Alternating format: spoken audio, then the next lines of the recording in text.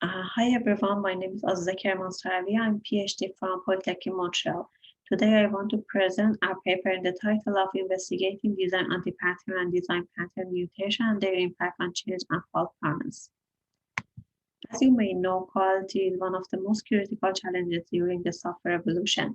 Inexperienced developers may introduce the design anti-patterns when they try to modify the code to fix the bugs or to add a new functionalities based on the requirement. They may also use the design pattern as a good solution or a proper cure for some of the design anti-patterns. In the previous study, Fehmi Jaafar in 2013 studied the static relationship between the classes that participate in design patterns and design anti-patterns, and he found that classes included in design anti-pattern relationship with design patterns are more change-prone but less fault-prone.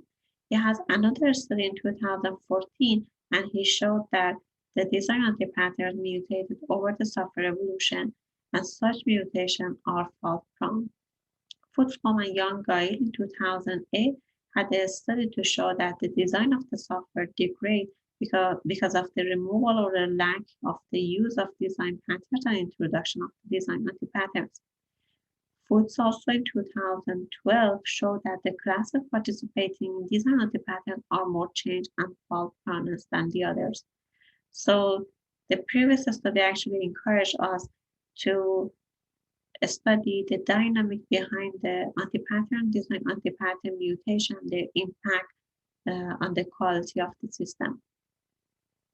So for our study, we select the following 7 open source systems. I have provided detail of each system here. We focused on 13 types of the design anti-patterns and 8 types of the design patterns to actually investigate the mutation behavior of design patterns and design anti-patterns.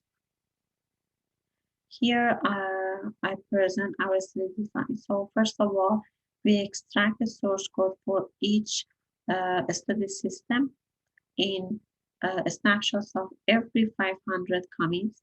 Then we automatically detect the design anti-patterns and design patterns for each system and build the Markov model for them. And also we extract the change types and the faulty classes to be able to analyze and interpret our results. The goal of our study is to answer the following aspects. First of all, we try to study the design pattern and design anti-pattern mutation. Then we try to see which change types actually lead to have such mutation. And then we investigate the impact of such mutation on the change and fault-proneness. And finally, we want to study if any specific change type that leads to have fault in the system.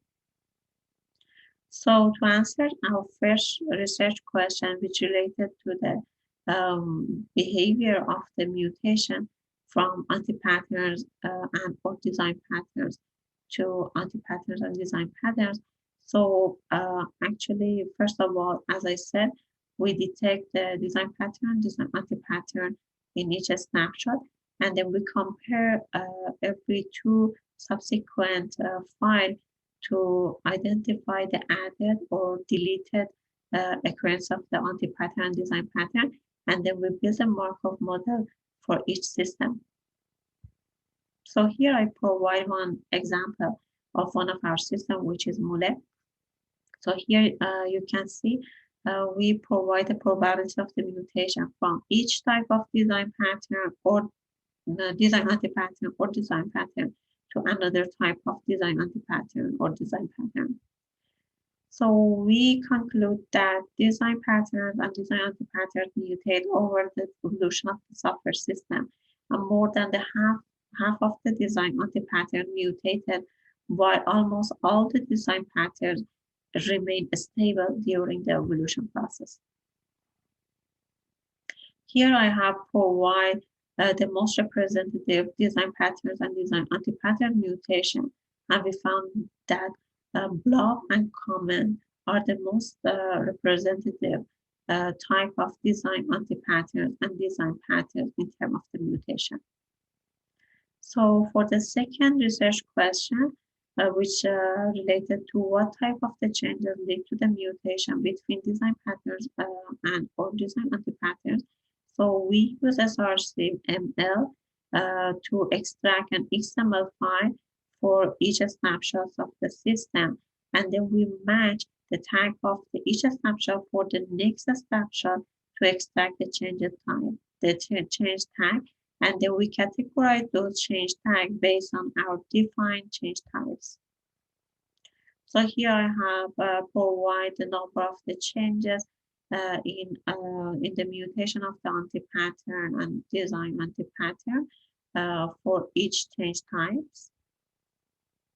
And we found that some of the change types affect the mutation of the design anti-pattern and design pattern together, and those change types are the renaming, comment, declaration, and operator. So as I said, we found that design anti-patterns and design patterns mutated over the software evolution. So for this research question, we want to study their mutation and the fault-proneness. So for that, we mine the commit log for each software system, and then we extract the commit IDs related to the fault and the date when the fault actually happened in the system. So here I have provided the faulty classes numbers participating in design anti-pattern and design pattern for each study system, and also the number of the clean classes. As you can see here, we provide the probability of the fault-proneness from each type of the mutation for each system. And we found that design anti-patterns are more fault-prone than design patterns. And also mutation from design anti-patterns to design patterns are more faulty than the other type of the mutation. And for our last research question that's related to do a specific type of the changes lead to have like the increase of the fault-proneness. So for that, we extract the faulty classes that have been changed during the software system. And as you see, we have provided a number of the changes based on the change types. And here we provide the number of the faulty classes and the clean classes which participate on design anti-patterns or design patterns for each study system. And also the percentage of the faulty change classes participating in design patterns and design anti-patterns. And we found that some of the changes type make the software system more fault-prone. Those change types are renaming, comment, operator. So as a conclusion, first of all, we found that design patterns and design anti-patterns mutated during the software evolution. Then we found that some of those change types affect such mutation.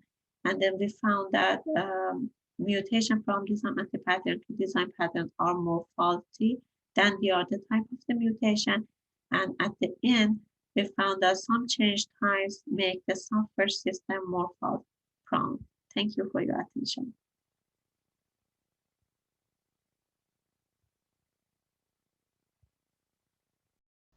All right, so we are live. First of all, I'm sorry, really, for not being able to see your question and so not be able to ask your question. Trust me, I would have loved to ask your questions rather than mine.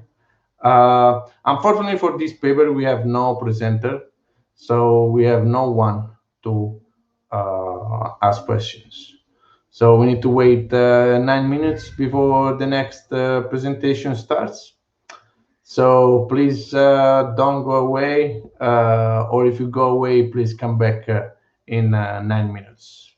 Other than that, I wish you a good 9 minutes and talk to you later.